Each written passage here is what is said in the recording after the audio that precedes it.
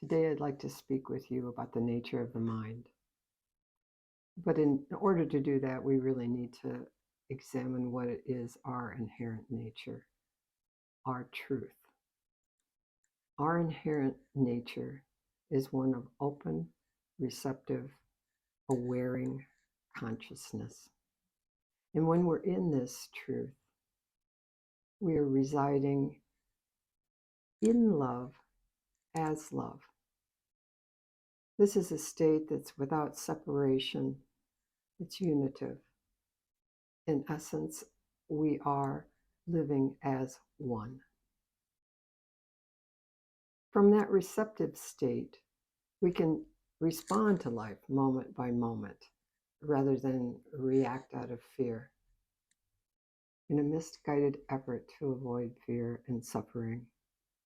The mind leads us to seek temporary satisfactions in compulsive behaviors such as overeating or not eating or drinking or shopping, and the list of these behaviors can go on and on.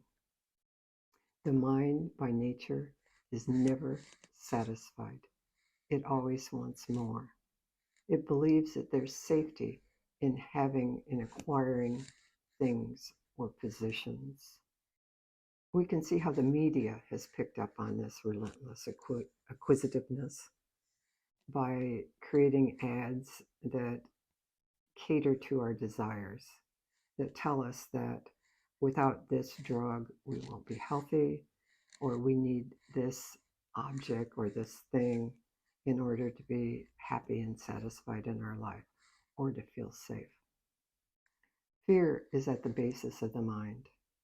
The mind is actually evolved in response to survival fears.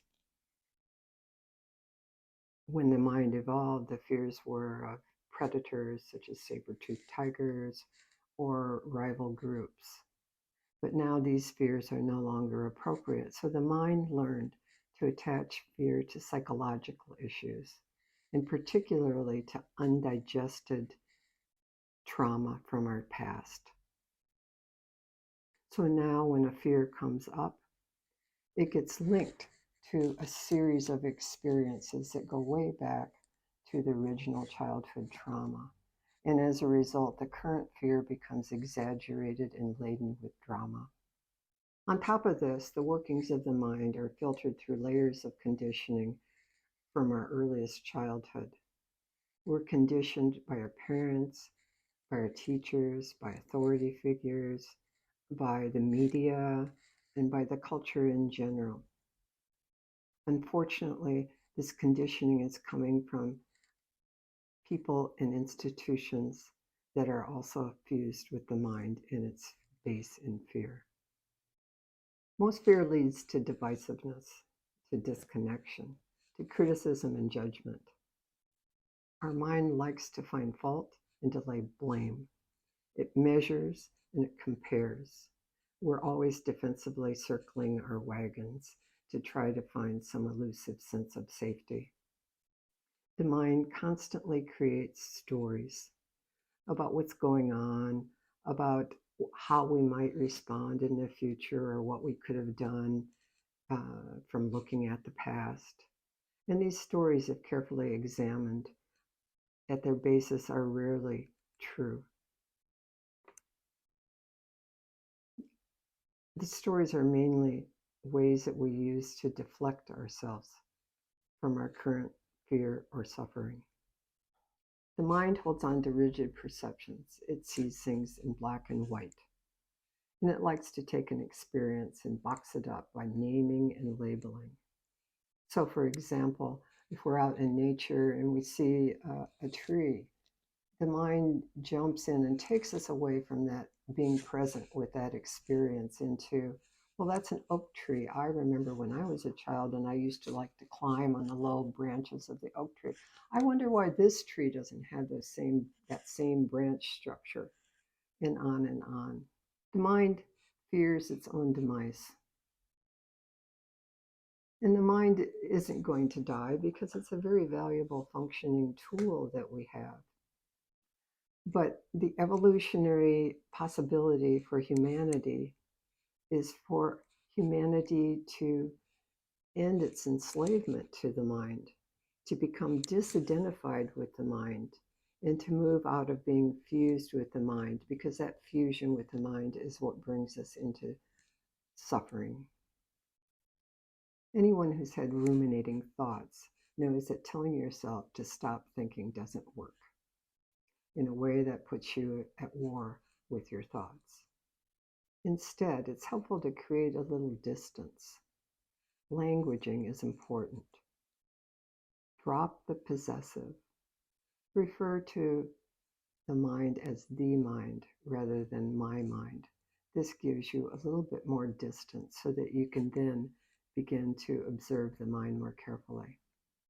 Education about how the mind works, just as we've been doing here today, is probably the most important means for becoming aware of the mind's hijinks.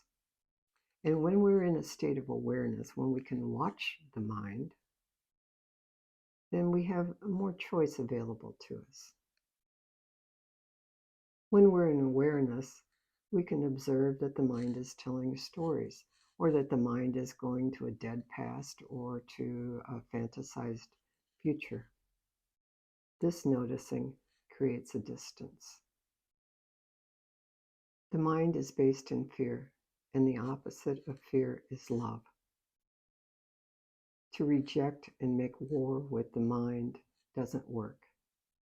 Instead, it's important to hold a compassionate attitude towards the mind. In fact, sometimes I find myself saying, when I see the mind in action, I'll say, "Oh, poor baby." And my daughter describes when she has a fear that rises up, she takes a small internal bow to the fear to acknowledge its right of existence. The breath is a valuable resource for dealing with the mind. We can always tune our attention to the breath, and from there to the sensation that's felt as we breathe in and we breathe out.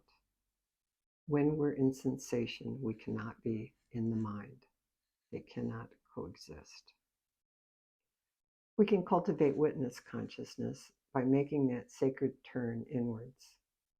We can choose to pause, to take a few conscious breaths, and to sink down into that more open and receptive, neutral place where we can witness the flow of our thoughts. The flow of our thoughts is like a river with sometimes a rampaging current that we tend to jump into and be carried along with.